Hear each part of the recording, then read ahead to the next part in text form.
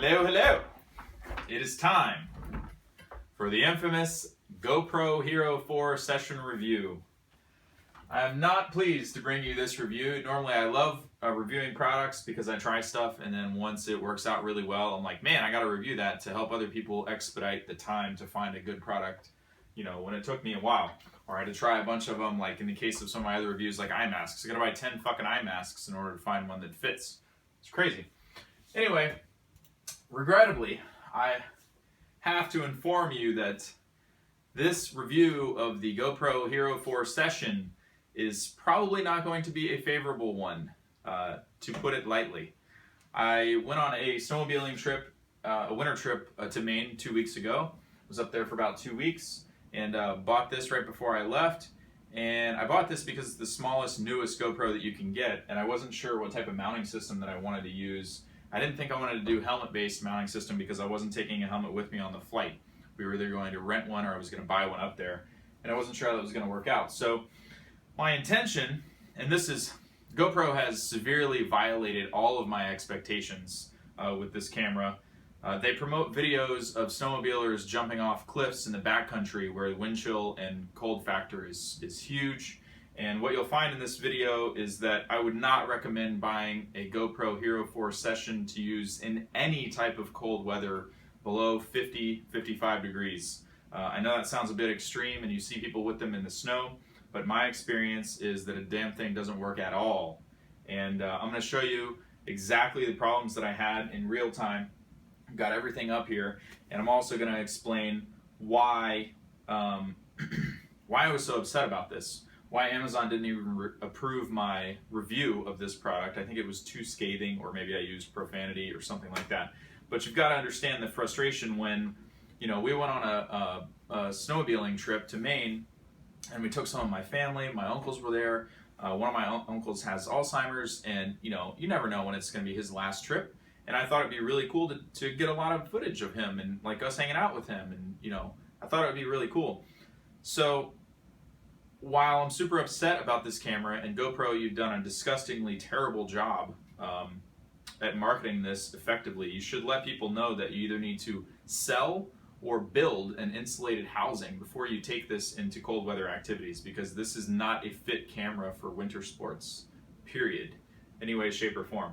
So while I'm not upset about the dollars, what I am upset about is the lost experiences that I missed and what I didn't capture, and the footage that got ruined because the camera kept malfunctioning. So rather than just listening to me blab, let me show you exactly what I'm talking about.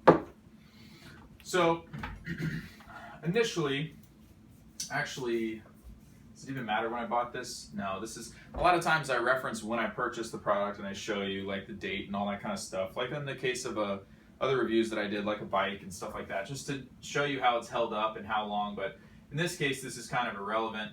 This just shows all the stuff that I bought. I bought pretty much, you know, a ton of accessories for the GoPro. Unfortunately, I didn't really get to use them.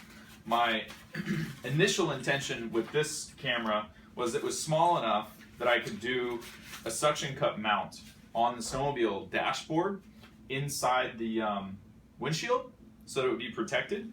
And then I didn't even make it that far. I actually never used this. I didn't even use half of the accessories that I bought for the GoPro because the camera itself wouldn't work long enough. And let me get into exactly how it started freezing up, what the temperatures were, and then the ongoing problems that I had with the camera, even in the warmth after that. So it turned out that the primary method that I was using the camera with was this chest mount. I wore it with my snow gear, and it was low enough to where the camera was protected by the windscreen of the snowmobile the entire time. So wind chill wasn't a factor until we got up into the mountains at some elevation and the wind started coming around, or we would stop to take a break or what have you. But the camera didn't even make it that long. The what I want to show you is an example. Hopefully you guys can see this. Maybe I should put it on this screen here and get out of the way. But this thing's frozen right now. I guess it's on the last thing that I tried to record. Nothing happens. You try to reset it and it just switches from video to still shot. You plug it in. Same shit. you basically have to let it die and then it resets itself. Try. Let's see. I have. That's good enough. You get the idea. So basically, what was happening was, I took the camera out.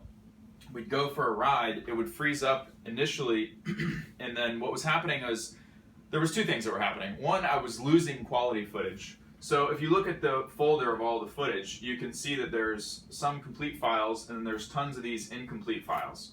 What would happen is, and this was happening day after day after day, anytime the camera would freeze up from cold weather, what was happening is I would get suited up inside, put my snow gear on, wear the chest mount, video all the guys, you know, doing crazy stuff or drinking beers or whatever, and we were inside, the camera was warm, it was fully charged, the SD cards were you know, fully emptied or whatever.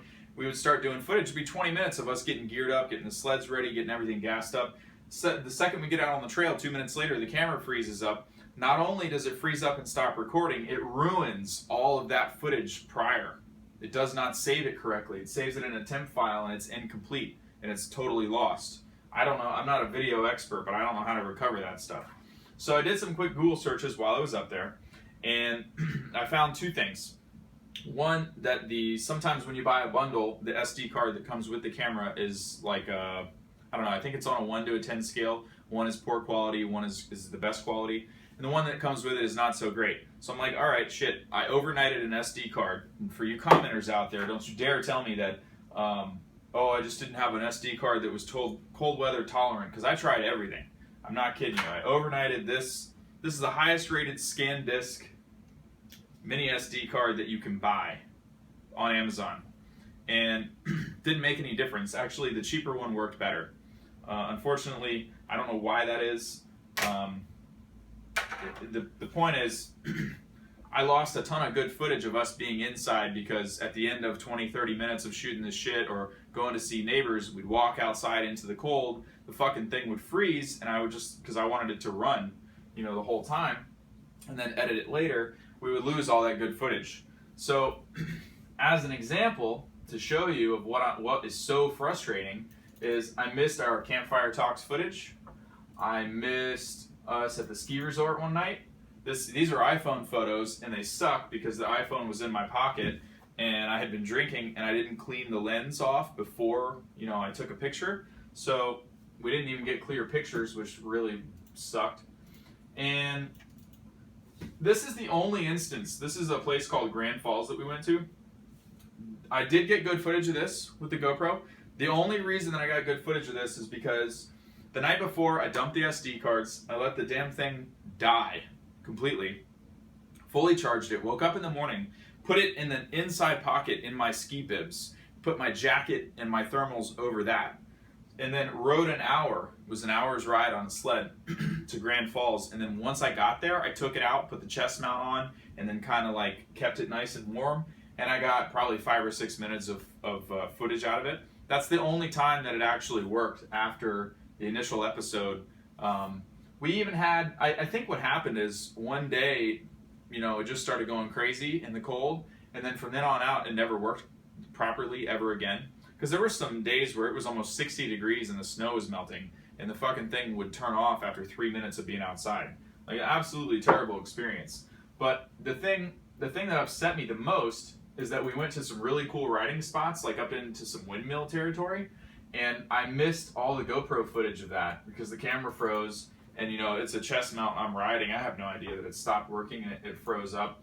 And as you can see from the video that I just showed you a couple of minutes ago, we had no control over, you know, once the camera froze up, that was it. And that was inside. It was frozen inside. I'm trying to, you know, it doesn't even know that it has an SD card in it. It's like, I don't know.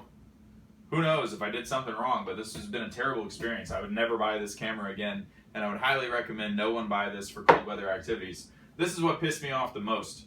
This is one hell of a trek to get up into these steep areas. This is called windmill territory. I don't know if you can see these windmills in the background, but basically my cousin and I, we sledded all the way up into these things, and the turbines are spinning and shit like that. And I thought the footage was going to be so badass because riding in, you got the spinning turbines, you got the scenery, you got everything.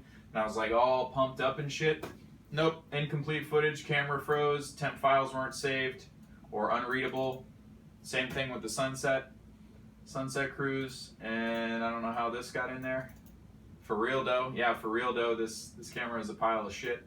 Quite possibly the worst action camera for winter sports that you can buy. So yeah, I don't know what else to say other than don't buy this camera for cold weather footage. I want to, you know, I don't even know what to say. I can show you here that I was upset and Amazon wouldn't even post my review. I guess it was too scathing of a review, or maybe I used profanity, or it starts out with, do not buy the Session 4 for any winter activities. The damn thing freezes up. Oh, that's why they didn't approve it. I said, what a pile of shit this thing is in any type of cold weather. I bought this for a skiing trip I'm on right now, and it only runs for about 2 minutes in 25 to 35 degree weather before freezing up. I overnighted the best mini SD card available, thinking that one that came with the bundle was cheap or non-cold tolerant. Nope, still freezes up and the battery heats up and stays really hot. Oh, I forgot about that. So after one session of taking it outside and it freezing up, I guess from the cold, I don't even know, the damn thing got really, really hot, like if you left your iPhone in the sun, like burning hot to the touch, and basically you couldn't do anything, you couldn't reset it, you couldn't force it to stop doing that. It basically stayed scalding hot, like the battery was going to blow up until it died. And then I took a chance and put it outside on the porch and tried to recharge it the next day, and it never worked the same after that, even in 60 degree weather. I mean, the snow was melting when we left 2-3 days ago, and you know, there was bare patches all over the place. That's how warm it was. We were walking around in not t-shirts, but like one long sleeve shirt, no thermals, no snow gear, no nothing. And oh, that was the other part of my Amazon review. So when I was up there, I already mentioned that I overnighted the best SD card that I could find. I found some forums and stuff because when I was up there, I really, you know, wanted to get this good footage, and I wanted to get my family and stuff like that and capture those moments. So I found some forums that suggested you take those pliable hand warmers that you put inside gloves and stuff for when you're in extreme cold weather, like below zero, and pretty much, in my mind, make an insulated housing that somebody should make. Hello, GoPro. If you make cold weather activity cameras that can't withstand the cold, make a fucking insulated housing where you can, you know, anyway, you get the point. That's what upset me the most, is because GoPro markets this thing as a guy wearing it as a helmet cam, as a backcountry snowmobiler jumping the fucking sled off of cliffs in probably 0 degree weather, and you think that you're going to be able to do the same thing. Never does anybody mention that it's not cold tolerant. Never does anybody mention that they should either design and build and sell an insulated housing, or you should make one before you go on a trip with this damn thing, or else it's not going to work.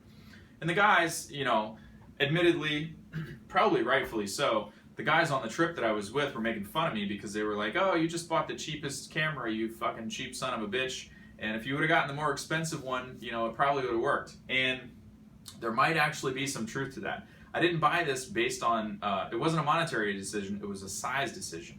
I love the fact that I can palm it. Maybe the other GoPro is just as easy to do that. It's not that much bigger, it's just wider. It's kind of like, instead of 4x3, it's 16x9 shaped. And we're, you know, point is, I found out later that the bigger GoPros, because they have a bigger housing and because some of them have like that plastic cover that goes over it, it's probably by default a little bit more insulated and can withstand, you know, temperatures a little bit better. I didn't think about that before the trip, or I would not have purchased this, and I would have given that some more thought. I found that out while I was Googling, while I was up there, trying to figure out a way to make the damn thing work for our rides the next day, because we had trips planned, and we rented snowmobiles and did all this stuff. So the one thing that I mentioned twice earlier is that I found on some forums, the guys said some of the cheaper SD cards weren't very tolerant to the cold, like these guys that came with the camera. So I overnighted one of these guys, and it made zero difference at all. In fact, I feel like it was performing worse with the ScanDisk Ultra, with the you know, the better card. This was the best one I could find on Amazon. And the other thing was, they suggested taking pliable hand warmers, like I was saying, that you put in gloves, and basically wrapping the whole camera so that it was like wearing a hat, and using duct tape and taping the thing up to keep it warm so that it would shoot. But do you know how much of a pain in the ass that would be to go out snowmobiling, and then, you know, every time you wanted to get good footage, or like get somebody to have to set that up or to try to access the button to turn it off and on or to do whatever. I guess I could have used my phone, but it was like I really would have had to build an insulated housing, which I could have done before the trip, but I didn't know about it, and they should really sell one since this is the problem. But I'll stop harping on that. I'm going to try to send this camera back because, you know, in my opinion, it sucks and completely violated all of my expectations for a you know, an action cam. And now that I've had this problem, I've found tons and tons of reports on forums and shit like that of people skiing, snowboarding, snowmobiling, doing all types of, you know, cold weather stuff where some of the GoPros have frozen up. And then other reports of like the older generation GoPros, like even the bigger ones, of it not being an issue. So I'm trying to put two and two together here and think that maybe the bigger housing just by default has more insulation based on mass. And I thought I did a good job wearing a chest mount on a snowmobile with a full windshield. That way it was protected from the wind, because it was behind the windscreen the whole time. Only if I stood up did it pop out of there and really get impacted. And it's close to my chest, so it's not like it's not getting any body heat. And this wasn't a cold winter. I mean, we weren't riding in 0 degree or 10 below zero weather. We were riding in like 18 degrees, sometimes as hot as 40 degrees. Like, we rode when the snow was melting. It was pretty ridiculous. Yeah, I don't know what else to say. I had a couple of notes here. Short of making an insulated housing and taping heaters to the thing, I don't know how you get it to work. When I tested it before we went to Maine, here in Florida, where it's hot all the time, it worked great. Now, I will say, the footage out of this fucker is amazing. It's super crystal clear. That's why I was upset about the pictures that I showed you earlier. It's super crystal clear, excellent at 1080, 60 FPS, not a lot of skipping, very, very well focused. Yeah, like I said, I mean, GoPro, if you're out there, if you happen to listen, the biggest thing that upset me is that it doesn't save temp files correctly. So there's no, I mean, if it doesn't shut off correctly, the footage is basically ruined once it freezes. So I missed tons of good opportunities. It's not about the money, it's about the experiences that I wasn't able to capture. And I hope there's a competing company that will make something better than this, because I would be leery to buy another one of these. However, I think having a GoPro on a trip like that is super cool.